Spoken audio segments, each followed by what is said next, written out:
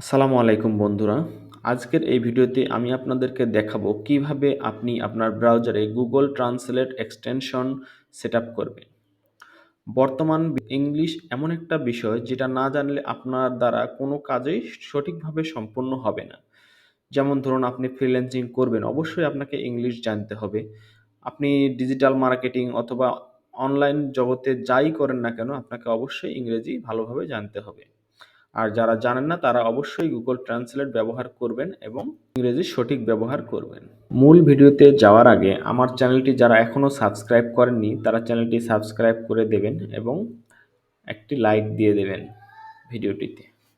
তো চলুন আমি আপনাদেরকে দেখাচ্ছি কিভাবে গুগল ট্রান্সলেট কাজ করে।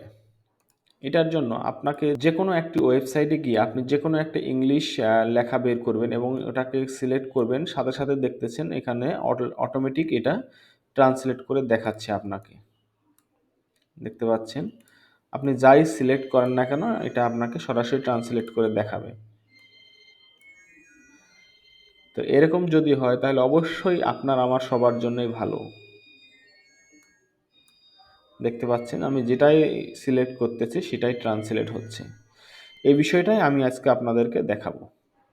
তো চলুন আমরা সরাসরি দেখে আসি কিভাবে এটা ট্রান্সলেট করতে হয়। আমার এখানে আগে থেকেই গুগল ট্রান্সলেটটা অ্যাড করা আছে, আমি এটা রিমুভ করে আপনাদেরকে আবার অ্যাড করে দেখাচ্ছি। দেখতে পাচ্ছেন আমি এটা রিমুভ করে দিলাম, এটা রিমুভ হয়ে গেছে।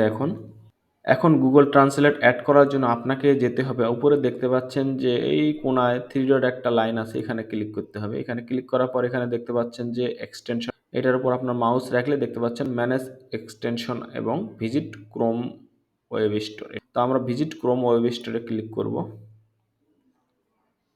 এখানে ক্লিক করার পর গুগল ট্রান্সলেট লিখে সার্চ করতে হবে।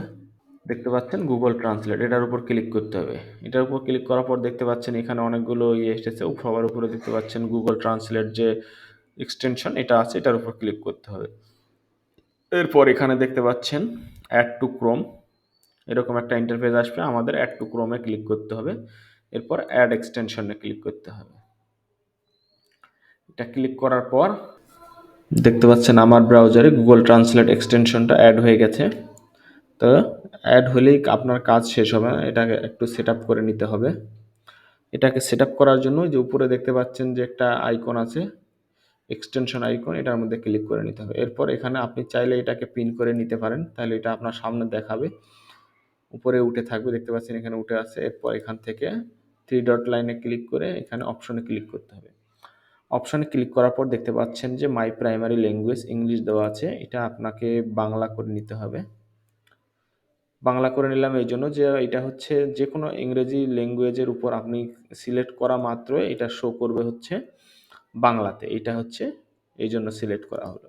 এরপর হচ্ছে ইমিডিয়েট ডিসপ্লে পপ আপ, এটা সেট আপ করে নিতে হবে। এটা হচ্ছে আপনি যখনই কোনো কিছু সিলেক্ট করবেন সাথে সাথেই আপনার ডিসপ্লেতে পপ আপ আকারে এটা শো হবে।